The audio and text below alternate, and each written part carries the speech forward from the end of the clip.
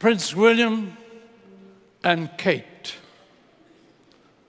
Certainly, they are the couple of the week, maybe the couple of the month, maybe even the couple of the year.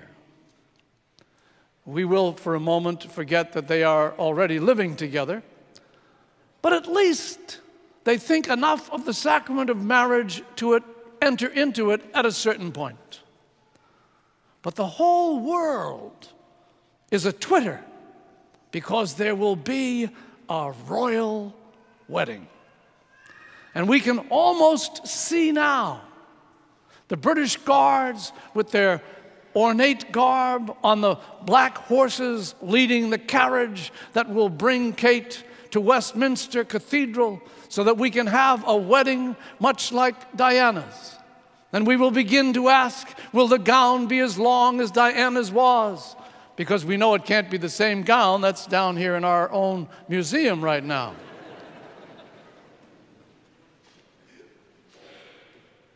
But when we think of a royal wedding, we think of all the pomp and circumstance, all the honors that go with that kind of thing, the lighting, the television, kings and queens from all over the world, world leaders coming for that very one wedding.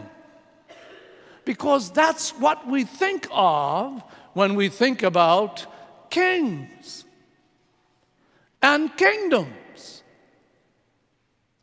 So why is it that when we celebrate the feast of Christ the King, we do it at the very end of our liturgical year, and we celebrate in the Gospels the fact that Jesus is on the cross?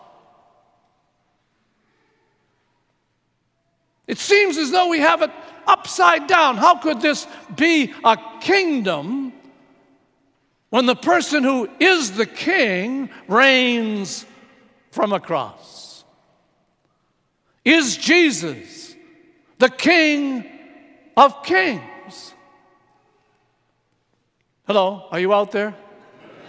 Is Jesus the King of Kings? Amen. Yes, of course he is. Is he the Lord of Lords? Yes. Is he Christ the King? Yes. Well, if we say that and we believe that, then we must recognize that the King of Kings, the Lord of Lords, Christ the King, does not have what we think about in our world as that kind of a kingdom. His kingdom is not of this world. Jesus' kingdom goes to criminals and poor people. It goes to publicans and prostitutes.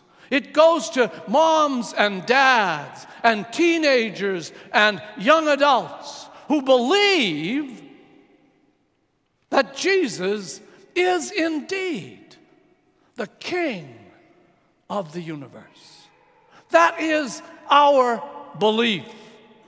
That is what we intend to have happen in our lives, that we will be as Jesus was to the world, and that our kingdom, his kingdom, will be a kingdom not of this world. That's why in today's gospel, in St. Luke, we hear the crowd cheering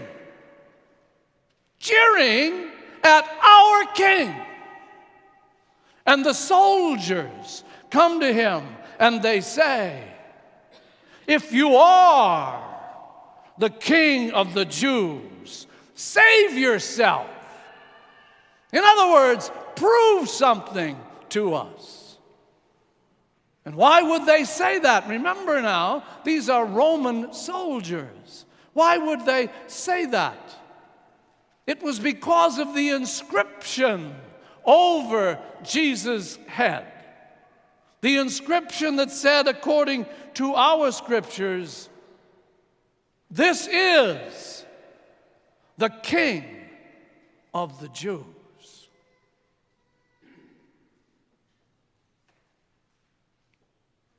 A little later on, one of the criminals crucified with Jesus says to him, Jesus, remember me when you come into your kingdom.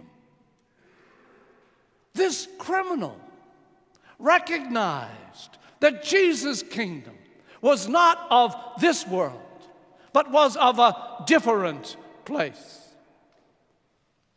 And so he says to Jesus, humbly, aware of his sinfulness, remember me when you come into your kingdom.